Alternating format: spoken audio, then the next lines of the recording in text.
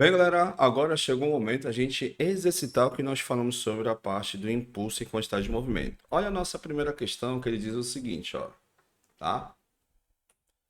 Em um clássico do futebol goiano, o jogador do Vila Nova dá um chute em uma bola aplicando uma força de intensidade de 7 vezes 10 elevado a 2 newton, isso em 0,1 segundos em direção ao gol do Goiás. Bem, aqui ele pede para você o impulso. Galera, o impulso ele é força vezes o tempo. Só para a gente testar a fórmula. Lembrando que ele é vetorial. Para onde estiver apontando o impulso, para lá vai estar apontando a força ou vice-versa. Então vamos lá. Então, o impulso, questão direta, força é 7 vezes 10 elevado a 2, que não deixa de ser 7.700, vezes 0,1. Então, quando você faz esse cálculo aqui, 700 vezes 0,1, isso aqui vai me dar 70 newtons por segundo, ok? Beleza? Então, essa é a nossa primeira questão, galera. Ok? Galera, questão número 2. Questão número 2 diz o seguinte, ó. Sobre uma partícula de 8 kg, move-se a uma velocidade de 25 metros por segundo.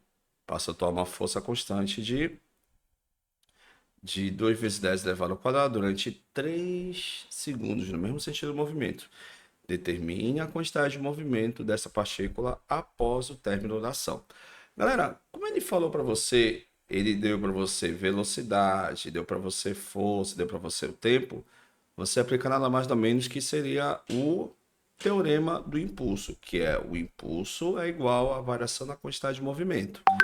Lembra que impulso é força vezes o tempo. E quantidade de movimento, lembra? Quantidade de movimento final menos quantidade de movimento inicial, tá?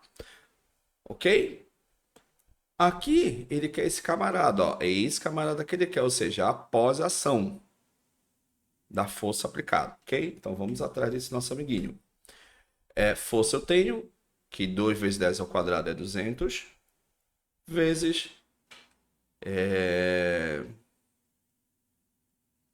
que mais aqui deu pra gente? A velocidade, ok?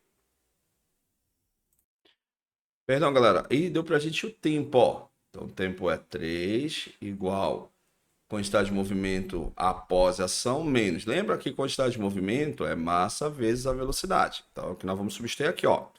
Ou seja, a massa eu tenho, que é 8, vezes a velocidade, que é 25.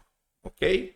Então, aqui vai me dar 600, igual quantidade de movimento após a ação, menos 200. Aí você passa, nosso amiguinho, somando, então, a gente pode concluir o seguinte, que a quantidade de movimento após a ação vai ser 600 mais 200. Então, a quantidade de movimento após a ação vai ser de 800 quilogramas vezes metros por segundo, ok? Então, essa é a ação após a situação dada, ok? Vamos para a questão 3, ó. Questão 3 é o seguinte: durante o reparo na Estação Espacial Internacional, um cosmonauta de massa de 90 quilos substitui uma bomba do sistema de refrigeração de massa de 360 quilogramas, que estava danificada. Inicialmente, o cosmonauta e a bomba estão em repouso em relação à estação. Quando ele empurra a bomba para o espaço, ele é empurrado no sentido oposto. Nesse processo, a bomba adquire uma velocidade de 0,12 em relação à estação. Qual é o valor da velocidade do cosmonauta? Então, galera, vamos lá. Sistema de colisão. O antes, quantidade de movimento antes tem que ser a quantidade de movimento o quê, professor? Depois. Tá? O que que acontece? Se você observar, os nossos amiguinhos estão em repouso, então nem vou escrever a equação desse lado direito. Perdão, do nosso lado esquerdo. Então, aqui é zero. Então, zero igual. E o que é interessante? Lembra que o antes tem que ser igual ao depois. Então, quando ele empurrou, teve uma colisão, um choque. Um foi para a direita, outro foi para a esquerda. Então, a gente pode dizer que ela vai ser elástica. Parcial, caso você vai observar que a velocidade de um vai ser diferente da outra. Se for colisão perfeitamente elástica, a velocidade de tanto do um, tanto do outro vai ser igual, tá bom? Vamos lá então. A massa do cosmonauta vezes a sua velocidade do cosmonauta. Isso depois, quando ele empurrou o nosso amiguinho. Igual. O que que acontece? A velocidade, a massa do... Tá aqui, a massa da bomba do sistema de refrigeração. Tá aqui, 360 quilos, tá? Massa... Aqui é mais, galera. Só ajeitando aqui, tá? Então, mais massa do corpo B vezes a velocidade do corpo B após a colisão, após quando ele empurrou lá. E o que é legal, e ele já falou aqui pra gente que ele vai adquirir o que, professor? A velocidade oposta em relação à estação que observa o movimento, ou seja, um vai para frente e o outro vai para trás. Então nós vamos adotar esse sinal aqui negativo, nesse caso do sistema do cosmonauta, tá? Aí, ó, o que é legal, vou passar o nosso amigo para outro lado. Então vai ficar assim, ó, massa de A, velocidade do A é o que ele quer, igual massa de B vezes a velocidade de B. Então eu tenho a massa do corpo, que ele falou que é 90, velocidade do corpo A igual a massa do corpo que ele falou que é 360 vezes a velocidade do nosso sistema de refrigeração que ele falou, né? Que é 0,02. Ok? Então, fazendo as nossas continhas, ó, vou passar isso nosso amiguinho logo dividir, então vai ficar assim, ó. Velocidade do corpo lá, do cosmonauta, vai ser igual 360 vezes 0,2 dividido por 90. Olha o que nós já vimos aqui. 360 por 90 é 4. E se você pegar 4 multiplicar por 0,2, isso aqui vai me dar 0,8 metros por segundo, que me dá a letra E. Então, o que nós podemos discutir com isso? Repara como aquele corpo tem menor massa, ele vai empurrar. Só que, como a massa lá do conjunto é de 360, então repara que ele vai mover com maior velocidade e 4 vezes maior que a velocidade do corpo lá que você pode observar, ok? Então, esse é o problema quando você tem um corpo de massa elevada, ó, professor, mas a massa lá tá praticamente a 0,2, está quase parado. Pois é, mas você vai acabar recebendo essa colisão devido a essa questão, porque você tem menor massa, ou seja, o maior movimento vai ser transferido para você caso você vá, por exemplo, se chocar com um corpo que tem massa elevada, ok? Esse tem que ter muito cuidado. Vamos para a questão 4, ó. Um jogador de bilhar é formado por 4 bolas brancas e 4 bolas vermelhas, todas de mesma massa. Em um certo dia, quando restavam sobre a mesa apenas uma bola branca e uma bola vermelha, observou-se a seguinte situação: a bola branca, ao colidir com a bola vermelha, que se encontrava em repouso, ficou totalmente imóvel, ou seja, ficou parado, enquanto a bola vermelha foi arremessada para uma das caçapas. Nessa situação idealizada, após a colisão da empresa no atrito, é correto afirmar.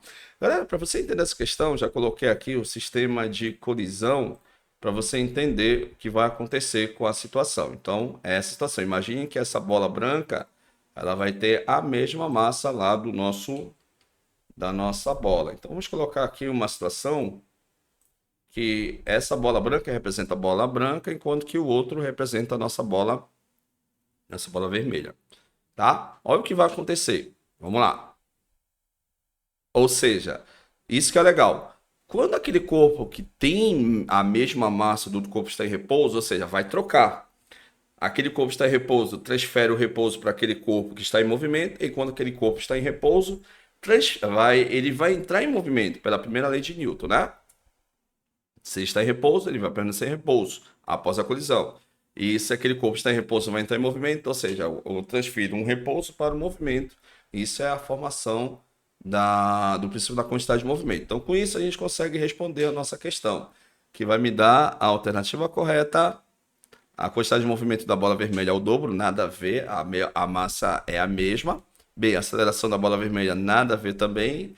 C, a quantidade de movimento da bola vermelha é igual à quantidade de movimento que a bola possui antes da colisão. A letra D, a aceleração da bola vermelha, 3 vezes nada a ver.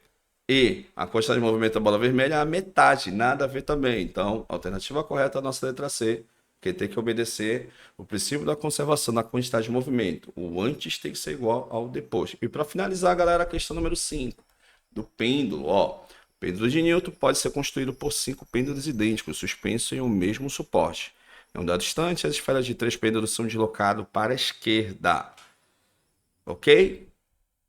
Ou seja, ele suspendeu e as 3 esferas vão entrar em movimento, colidindo elasticamente, ou seja, a colisão perfeitamente elástica. O que vai acontecer com as 3 bolas de movimento, ou seja, eu vou ter que identificar que vou gerar movimento em 3 esferas depois, com as outras 2 esferas que inicialmente estavam paradas. Então, a letra A, nada a ver, repara que uma foi para o lado, foi para o outro, nada a ver. Letra B, repara que uma foi para o lado e outra foi para o outro, repara que você tem a mesma massa.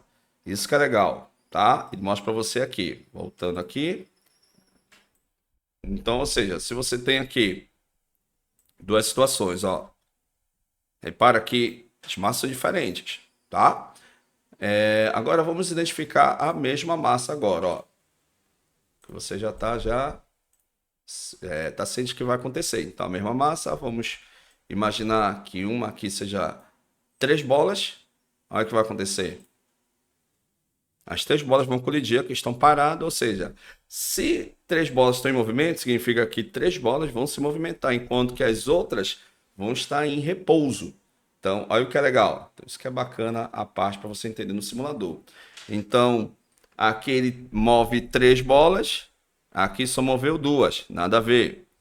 Aqui a letra E, ele está dizendo que as 3 bolas vai movimentar apenas uma, nada a ver. Então, a letra D e letra E, alternativa correta, a nossa letra C. Realmente, ó, se antes ela moveu 3 bolas, depois, para a direita, você vai ter que manter, em específico na conservação, na quantidade de movimento. Então, galera, a gente finaliza nosso estudo de impulso e quantidade de movimento com esse exercício. Eu deixei para você aí para treinar, que vamos dar um tempo para você tentar resolver, tente resolver, depois a gente libera um vídeo para você com as 2 questões, para você ver como é que cai nível de Enem. Então, galera, meu muito obrigado, fica com Deus e até a próxima. Tchau, tchau.